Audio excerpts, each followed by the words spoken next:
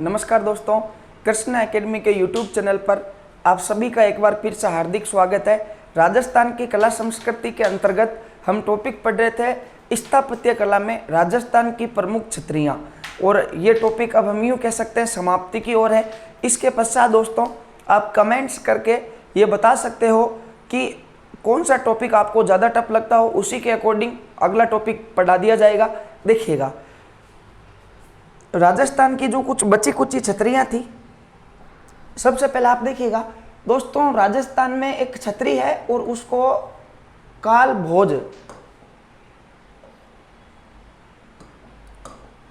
भोज या बप्पा रावल की छतरी कहा जाता है।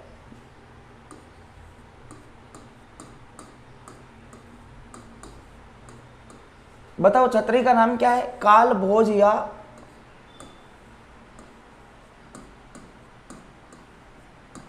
बप्पा रावल की छतरी। काल भोज या बप्पा रावल की छतरी। सर्वप्रथम आप ये देखिएगा कि काल भोज या बप्पा रावल की छतरी राजस्थान में कहाँ स्थित है और ये थे कौन। दोस्तों हम सभी जानते हैं कि जहां हम ये कहते हैं कि मेवाड़ रियासत के संस्थापक राजा गुहिल थे, उन्होंने ही 566 ईस्वी में मेवाड़ नामक रियासत की स्थापना की थी। लेकिन दोस्तों मेवाड़ के वास्तविक संस्थापक जो व्यक्ति कहलाते हैं, जो शासक कहलाते हैं, वो है काल भोज या बप्पा रावल। इन्होंने ही वर्तमान मेवाड़ बसाया था, या इन्होंने ही सर्वप्रथम चित्तौड़गढ़ दुर्ग पर अधिकार किया था। यह प्रश्न भी अच्छा बनता है कि मेवाड़ के उस शासक का नाम बताओ जिसने सर्वप्रथम चित्तौड़गढ़ पर अपना अधिकार किया था। उनका नाम था काल भोज, और इन्होंने अरब आक्रांता जुनेद के आक्रमण से मेवाड़ वासियों की रक्षा की थी, इसलिए मेवाड़ वासी इससे प्रसन्न होते हैं और काल भोज को एक उपाधि मिलती है और उस उपाधि का नाम है बप्पा रावल। तो दोस्तों इनका वास्तविक नाम तो काल भोज था, लेकिन बप्पा रावल की क्या थी? उपाधि थी। देखिएगा, काल भोज या बप्पा रावल की छतरी। देखिएगा, यहां से एक प्रश्न तो सीधा ये बनता है कि काल भोज या बप्पा रावल की छतरी राजस्थान में किस जगह पर स्थित है। तो देखिएगा, इनकी छतरी जो है वो राजस्थान में स्थित है नागदा में। और बताओ नागदा कहां पड़ता है? उदयपुर में पड़ता है। नागदा बताओ कहां स्थित है? उदयपुर में। वेरी मोस्ट इंपोर्टेंट प्रश्न यहां से एक आता है, आपसे अगर ऐसा पूछा जाए कि राजस्थान के एकमात्र ऐसे नगर का नाम बताओ जिसकी सड़कें सफेद है। हम सभी जानते हैं कि सड़कें अक्सर जो है वो डामर की ब्लैक होती है या सीमेंट की हो तो ब्राउन होती है, लेकिन राजस्थान का एकमात्र ऐसा नगर जिसकी सड़कें सफेद है, बताओ कौन सा है? नागदा है। और वहीं पर किसकी छतरी है? बप्पा रावल या काल भोज की छतरी है। देखिएगा इनकी छतरी किस प्रकार की है। इस प्रकार देखिएगा बप्पा रावल की छतरी स्थित है, हम यूं कह सकते हैं। और दोस्तों इसी के अंतर्गत देखिएगा जिस जगह पर काल भोज या बप्पा रावल का अंतिम संस्कार किया गया था, देखिएगा इस प्रकार का एक स्मारक बना हुआ है और इसके ऊपर बप्पा रावल का शासन काल लिखा हुआ है। ये मेवाड़ के राजा बने थे 734 ईस्वी में। 734 ईस्वी में इन्होंने मौर्य वंश के शासक मान मौर्य से चित्तौड़गढ़ दुर्ग छीना था। 734 ईस्वी से लेकर और 753 ईस्वी तक बताओ मेवाड़ के राजा कौन थे? काल भोज या बप्पा रावल, हम यूं कह सकते हैं। और दोस्तों काल भोज या बप्पा रावल की उस समय राजधानी क्या थी? नागदा थी। वेरी सिंपल है, जैसे कि अभी अपने भारत के माननीय प्रधानमंत्री श्री नरेंद्र मोदी जी, वो कहाँ निवास करते हैं? राजधानी में, क्योंकि हिंदुस्तान की राजधानी क्या है? दिल्ली है। राजस्थान के सीएम अशोक गहलोत का निवास करते हैं जयपुर में, क्योंकि जयपुर राजस्थान की राजधानी है। तो दोस्तों प्राचीन जमाने में भी रियासतों की एक राजधानी होती थी और उसी जगह राजा महाराजाओं का निवास होता था, और वहीं पर काल भोज या बप्पा रावल की मृत्यु हुई और वहीं पर इनकी क्या बनी हुई है? छतरी बनी हुई है। अब देखिएगा इसके बाद में राजस्थान की जो प्रमुख छतरियां हैं उसमें दोस्तों एक छतरी है और उसका नाम है गोराधाई की छतरी।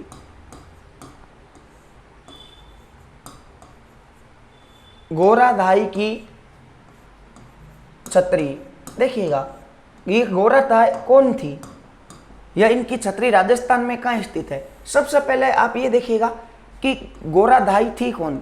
दोस्तों राजस्थान के इतिहास के बारे में एक कहावत प्रचलित रही है, और वो ये रही है कि राजस्थान की इस वीर भूमि ने पग पग पर वीरों को जन्म दिया है, लेकिन वीरों को पालना या उनका लालन पालन करना या उनको दूध पिलाने का काम धाई माता करती थी।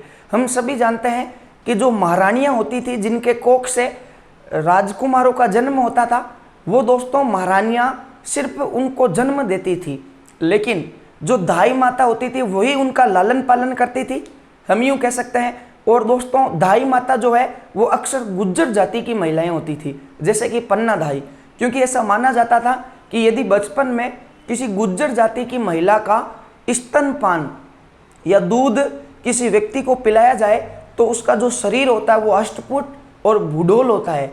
इस कारण दोस्तों अधिकतर धाई माताएं जो रही है वो गुज्जर जाति की धाई माता ही रही है। अब देखिएगा गोरा धाई थी कौन और इसकी छतरी अपने राजस्थान में कहाँ स्थित है। देखिएगा गोरा धाई की जो छतरी है ये स्थित है दोस्तों जोधपुर में। बताओ गोरा धाई की छतरी कहाँ स्थित है? जोधपुर में। अब देखिएगा मारवाड़ रियासत के एक शासक थे महाराजा अजीत सिंह, जसवंत सिंह प्रथम के पुत्र, और उनकी जो धाई माता थी उसी का नाम बताओ क्या था? गोरा धाई था। तो आपसे अगर ऐसा पूछ लिया जाए कि ये गोरा धाई कौन थी, बताओ? जोधपुर के महाराजा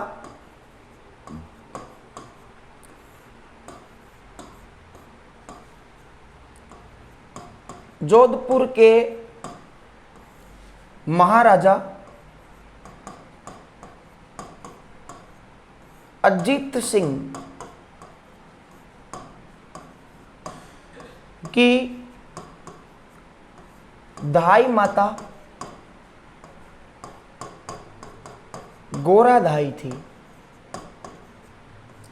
देखिएगा ये प्रश्न भी एग्जाम में बनता है। प्राचीन समय में जो एग्जाम में प्रश्न आते थे उसमें पन्ना धाई का प्रश्न अक्सर बनता था कि पन्ना धाई किसकी धाई माता थी, तो पन्ना धाई उदय सिंह की थी। इसी प्रकार दोस्तों ये प्रश्न भी यहाँ पर बन सकता है कि गोरा धाई जो है ये किस शासक की धाई माता रही थी, तो जोधपुर के महाराजा थे और उनका नाम बताओ क्या था? महाराजा अजीत सिंह था। अब दोस्तों यहाँ से एक अच्छा प्रश्न और बनता है, अजीत सिंह के जो पिताजी थे, देखिएगा अजीत सिंह के जो पिताजी थे उनका नाम था जसवंत सिंह प्रथम। देखिएगा राजस्थान के एकमात्र ऐसे शासक जिनसे औरंगजेब खुद डरता था, ऐसा था जसवंत सिंह प्रथम। दोस्तों अच्छे प्रश्न यहां से बनता है कि जसवंत सिंह प्रथम की धाई माता का नाम बताओ, तो इनकी धाई माता का नाम था रूपा धाई। ये दो प्रश्न आपको याद रखना है, अक्सर एग्जाम्स में पूछे जाते हैं कि जसवंत सिंह प्रथम की धाई माता कौन? रूपा धाई। और अजीत सिंह की धाई माता कौन है? गोरा धाई है। देखिएगा इनको आपको याद कैसे करना है, वेरी सिंपल है। एक आदमी आपके पास में खड़ा है गोरा और एक आदमी खड़ा है अच्छे रूप वाला। अब गोरा है वो रंग उसका गोरा है, लेकिन उसका एक इंडिकेटर किधर जा रहा है, हेडलाइट किधर जा रही है, ठीक है, तो वो रूपवान नहीं है। तो अपन फर्स्ट रेफरेंस किसको देते हैं? जो रूपवान हो, ठीक है। तो अब देखो अजीत सिंह और जसवंत सिंह प्रथम में से पहले कौन आया? जसवंत सिंह प्रथम। तो पहला रेफरेंस किसको देना है? रूप को, और उसके बाद में दूसरा रेस्पॉन्स किसको देना है? गोरा को, क्योंकि यहाँ कंफ्यूजन हो जाते हैं कि गोरा धाई किसकी और रूपा धाई किसकी है। तो जो पहले आया उसकी रूपा धाई और जो बाद में आया उसकी कौन है? गोरा धाई। आप इसका स्क्रीनशॉट लीजिएगा।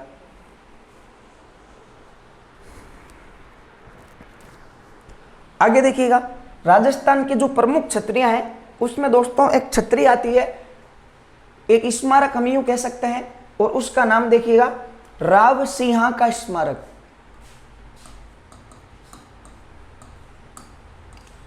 राव सिंहा का स्मारक है। देखिएगा राव सिंहा का स्मारक राजस्थान में कहां पर स्थित है? दोस्तों ये प्रश्न भी बहुत महत्वपूर्ण है, क्योंकि राव सिंहा अपने आप में एक महान हस्ती हुआ करती थी, हम यूं कह सकते हैं। देखिएगा कौन थे राव सिंहा?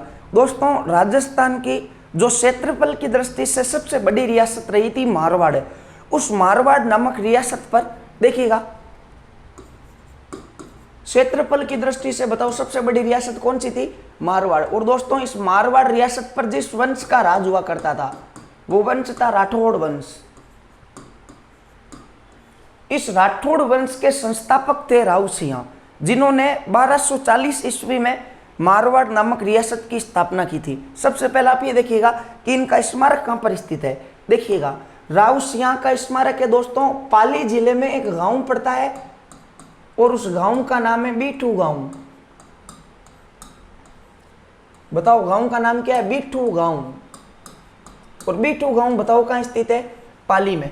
यदि हम राव सिंह के इतिहास के ऊपर चर्चा डालें तो दोस्तों राव सिंह मारवाड़ रियासत की स्थापना करने से पहले भी एक रियासत के राजकुमार हुआ करते थे। देखिएगा आप सबने सुना होगा भारत के इतिहास में एक युद्ध लड़ा गया था और उस युद्ध का नाम था चंदावर का युद्ध।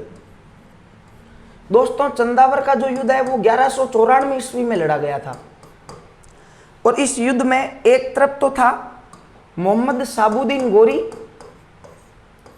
और एक तरफ था जयचंद्र गढ़वाल। ये वही जयचंद्र गढ़वाल है जिसने पृथ्वीराज चौहान के साथ धोखा किया था और उसके गुप्त रहस्य गोरी को बता दिए थे जाकर।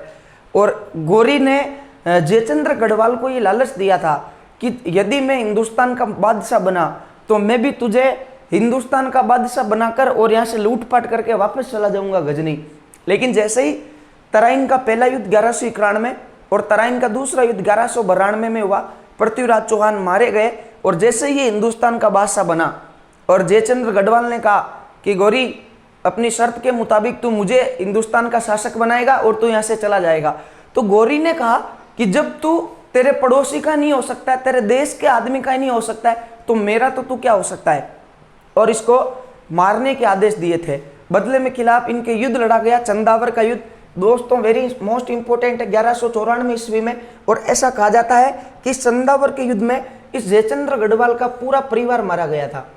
चंदावर के युद्ध में जयचंद्र गढ़वाल का पूरा परिवार बताओ क्या हुआ? मारा गया था। दोस्तों इस जयचंद्र गढ़वाल का एक बेटा था जिसका नाम था सेतराम, वो भी इस युद्ध में मारा गया था। और सेतराम का एक बेटा था जिसका नाम था राव सिंह। सेतराम का बेटा बताओ क्या नाम था इसका? राव सिंह था। अब ऐसा कहा जाता है, कुछ इतिहासकार ऐसा लिखते हैं कि इनकी मृत्यु के बाद में, देखिएगा कुछ इतिहासकार तो ऐसा लिखते हैं कि राव जो सिंह थे ये बदायूं चले गए थे। बदायूं, आपसे पूछे कि बदायूं कहाँ स्थित है, तो बदायूं बिहार में स्थित है। और कुछ का मानना यह है कि युद्ध की समाप्ति के बाद में ये अपनी रियासत में थे। देखिएगा अर्थात ये कहाँ के थे? उज्जैन के थे। ये अलग अलग इतिहासकारों के मत है, लेकिन दोस्तों हम यूं कह सकते हैं कि राव सिंह का पूरा परिवार चंदावर के युद्ध में मारा गया था। उसके बाद में इनको बुरे बुरे सपने आने लगे थे और इन्होंने एक पुरोहित से पूछा कि मुझे रोज इस प्रकार के सपने क्यों आते हैं। तो उस पंडित ने कहा कि आपका जो परिवार के लोग थे उनकी आत्मा को भी मुक्ति नहीं मिली है, और आप यदि उनकी आत्मा को मुक्ति दिलाना चाहते हो तो आप द्वारिका गुजरात की यात्रा करके आओ। बताओ द्वारिका, और द्वारिका कहाँ पड़ता है? गुजरात में। तो उन पंडितों ने यह कहा कि राव सिंह आपको द्वारिका गुजरात की यात्रा करनी चाहिए। अब राव सिंह शाही परिवार से थे लेकिन इनके पास कुछ नहीं था, सब इस युद्ध में चौपट हो गया था। और 4-5-10 घोड़े, कुछ सैनिक, लेकिन था राज सिंह, हम यूँ कह सकते हैं राज परिवार से बिलोंग करते थे, शरीर हष्ट-पुष्ट था। तो दोस्तों ये रवाना हुए। अलग अलग इतिहासकारों के अनुसार अलग अलग मिलता है, कुछ तो कहते हैं बदायूं से आया था और कुछ कहते हैं कि उज्जैन से आया था, ठीक है। लेकिन जाना कहाँ था? द्वारिका गुजरात। लेकिन दोस्तों बीच में जाते जाते ये एक जगह पर विश्राम करते हैं, एक जगह पर रुकते हैं, और उस जगह का नाम बताओ क्या था? पुष्कर था। पुष्कर नामक जगह पर कुछ ब्राह्मण थे जो पाली के रहने वाले थे, और जो ब्राह्मण पाली के होते हैं उनको पालीवाल ब्राह्मण कहा जाता है। तो पाली के कुछ ब्राह्मण थे वो पुष्कर में आए हुए थे, क्योंकि सिंध का एक आक्रमण करता था मारू लाखा, वो उन ब्राह्मणों को परेशान करता था, इसलिए ब्राह्मण पाली से बताओ कहाँ आ गए? पुष्कर आ गए थे। अब राव सिंह पुष्कर आकर उसके घाट पर स्नान कर रहा था और लोगों के सामने फेकालोजी कर रहा था कि मेरे तो इतने घोड़े हैं, हजारों घोड़े हैं, लाखों हाथी है, और मेरे पास अनगिनत सेना है, और मेरे पास में इतना धन संपत्ति है, ठीक है, कि मैं कभी पता ही नहीं लगा पाता हूँ कि मैं कितना पैसों वाला इंसान हूँ, कितना अमीर इंसान हूँ। तो जब ये बातें कह रहे थे तो उन पंडितों ने सुना, और पंडितों को ऐसा लगा कि उस सिंध के आक्रमणकर्ता मारू लाखा का यही एक आदमी विनाश कर सकता है जिसका नाम है राव सिंह। जबकि राव सिंह के पास में ऐसा कुछ था ही नहीं, वो तो फेकालूजी कर रहा था। तो दोस्तों पंडितों ने पुष्कर में राव सिंह से कहा कि हम पालीवाल ब्राह्मण हैं, पाली के रहने वाले, सिंध के आक्रांता मारू इलाका से परेशान है, क्या आप हमारी सहायता करोगे क्या? और राव सिंह ने अब सोचा मैं तो उल्टा फंस गया, यदि ये बात लोगों के सामने फेकालूजी नहीं करता तो कम से कम जान तो बचती। लेकिन ऐसा कहा जाता है कि राव सिंह ने क्षत्रिय धर्म की पालना की थी, क्योंकि क्षत्रिय धर्म के अनुसार सबसे पहले ब्राह्मणों की रक्षा होनी चाहिए, ब्राह्मणों को खाना खिलाना चाहिए, चाहे खुद भूखे क्यों नहीं रह जाए। और राव सिंह ने कहा कि पंडितों, सबसे पहले मुझे द्वारिका गुजरात जाके आना पड़ेगा और मैं वहाँ से जब वापस लौटूंगा तो तुम्हारी सहायता करूंगा। तो दोस्तों राव सिंह पुष्कर से फिर सीधे द्वारिका निकल जाते हैं और यहाँ अपने परिवार के जो सदस्य थे उनके आत्मा को मुक्ति दिलाने के लिए कुछ प्रार्थनाएं करके और फिर ये वापस आते हैं पाली। और आर पार की लड़ाई इनको लड़नी थी, क्योंकि इनके पास में सेना कम थी। अब जैसे ही सिंध के आक्रांता मारू इलाका का आक्रमण हुआ 1240 ईस्वी में, और इन्होंने उस आक्रमणकर्ता को इतना बुरी तरीके से हराया था, हालांकि इनकी सेना कम थी लेकिन फिर भी इतना बुरी तरीके से हराया था कि सिंध का आक्रांता मारू इलाका वापस कभी मारवाड़ की तरफ आंख उठाकर नहीं देखता है। तो उन ब्राह्मणों के लिए तो साक्षात भगवान बन गए राव सिंह, जबकि राव सिंह ने तो आर पार की लड़ाई लड़ी थी, या तो इस पार या उस पार, ठीक है। और जब कुछ समय बाद में राव सिंह ने उन ब्राह्मणों से कहा कि मैं तो वापस अपनी रियासत जाता हूँ, तो ऐसा कुछ था ही नहीं, रियासत तो थी नहीं, सब कुछ तो चंदावर के युद्ध में बर्बाद हो गया था। तो पंडितों ने कहा कि सिंह आप यहीं पर रुक जाओ। और दोस्तों राव सिंह ने मारवाड़ की पहली राजधानी पाली को स्थापित किया, और वहीं के एक राजा थे जयसिंह सोलंकी, जिन्होंने अपनी पुत्री पार्वती देवी का विवाह राव सिंह से करवाया। तो कभी कभी फेकालॉजी भी काम में आती है। एक फेकालॉजी की वजह से रियासत मिल गई, ठीक है, नौकरी भी मिल गई और छोकरी दोनों मिल गई, इस प्रकार देखिएगा। और फिर इन्होंने पाली में ही अपना जीवन बिताया था। लेकिन सिंध मारू इलाका के जो वंशज थे वो बदला लेना चाहते थे राव सिंह से, और ऐसा कहा जाता है 1278 ईस्वी में 9 अक्टूबर 1278 ईस्वी को वापस आक्रमण हुआ। और वो आक्रमण इतना भयंकर था, राव सिंह ने पंडितों से कहा कि पंडितों, मैंने आपकी सहायता की थी और अब आप मेरी सहायता करोगे। तो उस युद्ध में पंडितों ने और पंडितनियों ने और पूरे मारवाड़ ने मिलकर उन सिंध के आक्रांताओं से भयंकर युद्ध लड़ा था। लेकिन उस युद्ध में खूब सारे पंडित मारे गए, खूब पंडितनियां मारी गई, और राव सिंह भी लड़ते हुए वीर गति को प्राप्त हो गए थे, ध्यान रखिएगा। अब दोस्तों ऐसा कहा जाता है कि इस युद्ध के पश्चात जो पंडितों के जनेवे होते हैं और जो उन पंडितनियों के जो सफेद चूड़ा होता है उसको जब एक जगह पर एकत्रित किया गया था, तो ऐसा कहा जाता है कि वहां पर एक सफेद चबूतरा बन गया था। देखिएगा, वेरी मोस्ट इंपोर्टेंट पर्सन है। आपसे यदि यूं पूछा जाए कि राजस्थान में बताओ धौला चबूतरा कहां स्थित है, तो ये भी दोस्तों बीटू गांव पाली में स्थित है धौला चबूतरा। और आपसे पूछे कि इसका क्या इतिहास में महत्व है, तो जब राव सिंह के साथ में पंडितों ने सिंध के आक्रांतों से युद्ध लड़ा था, तो उनके जनेवे और उनके जो सफेद चूड़े थे उनसे ये धौला चबूतरा बना है। इसी धौले चबूतरे के पास में देखिएगा राव सिंह खड़े, देखिएगा घोड़े पर। ये राव सिंह का बताओ क्या है, घोड़ा, इस प्रकार देखिएगा।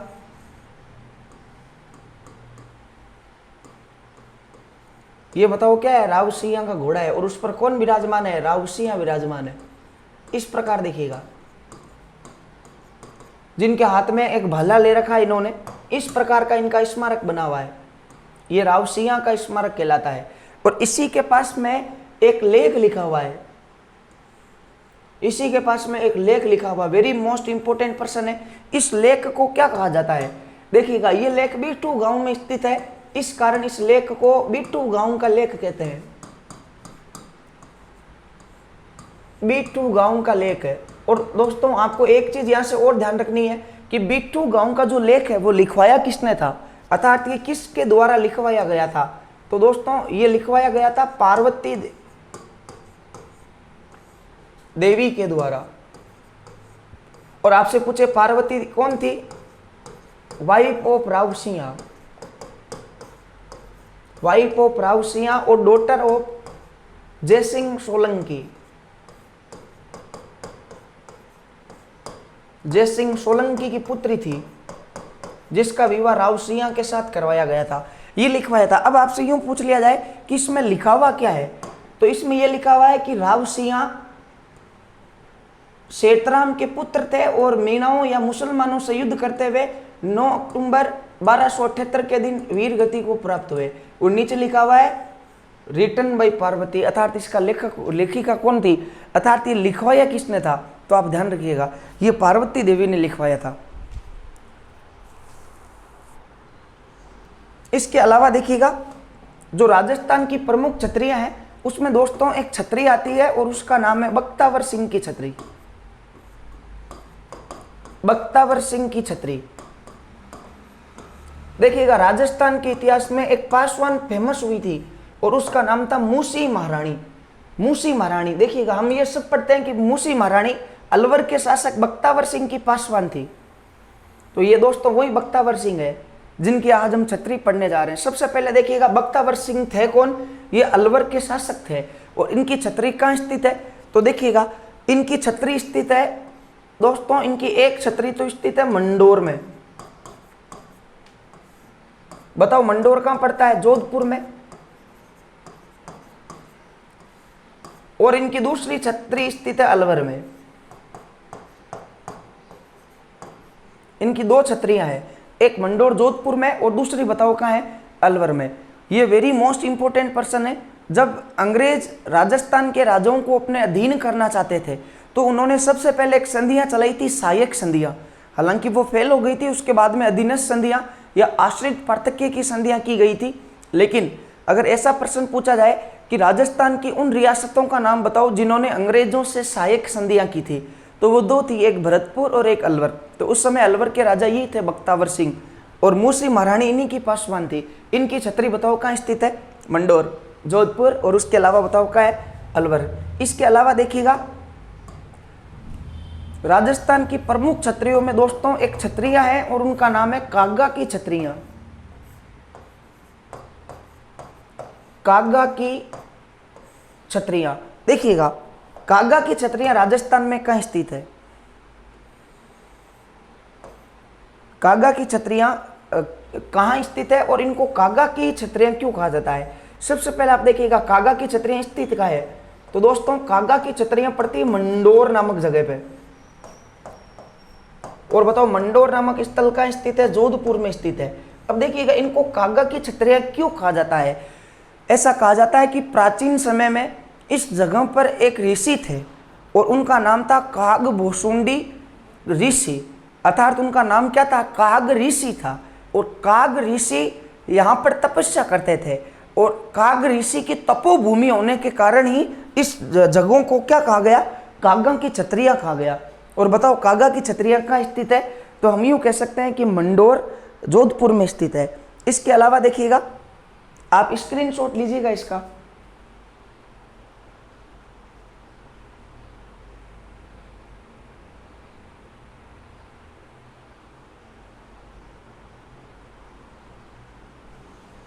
इसके अलावा देखिएगा जो राजस्थान की महत्वपूर्ण छतरियां हैं उसमें दोस्तों एक छतरी है जिसका नाम है रसिया की छतरी, रसिया की छतरी। और यहां से आपको इतना सा ध्यान रखना है कि रसिया की छतरी कहां स्थित है, टोंक में स्थित है। बताओ राजस्थान में रसिया की छतरी कहां स्थित है, टोंक में स्थित है। इसके अलावा देखिएगा कुछ छतरियां हैं उनके बारे में आपको क्या ध्यान रखना है, कुछ छतरियां जिनको टेला की छतरियां कहा जाता है, टेला की छतरियां। ये देखिएगा इनसे सीधा प्रश्न बनेगा, टेला की छतरियां राजस्थान में कहां स्थित है, तो दोस्तों टेला की छतरियां राजस्थान में स्थित है अलवर में। ये 2 प्रश्न आपको डायरेक्टली याद रखना है। एक तो बताओ कौन सा, रसिया की छतरियां, रसिया की छतरी कहां स्थित है, तो बताओ कहां स्थित है, टोंक में स्थित है। और एक ये याद रखना है कि टेला की छतरियां कहां है, वो अलवर में है और रसिया की छतरी कहां है, टोंक में। राव सिंह का स्मारक कहां है, बिट्टू गांव पाली में स्थित है। जबकि कागा की छतरियां कहां है, मंडोर जोधपुर में।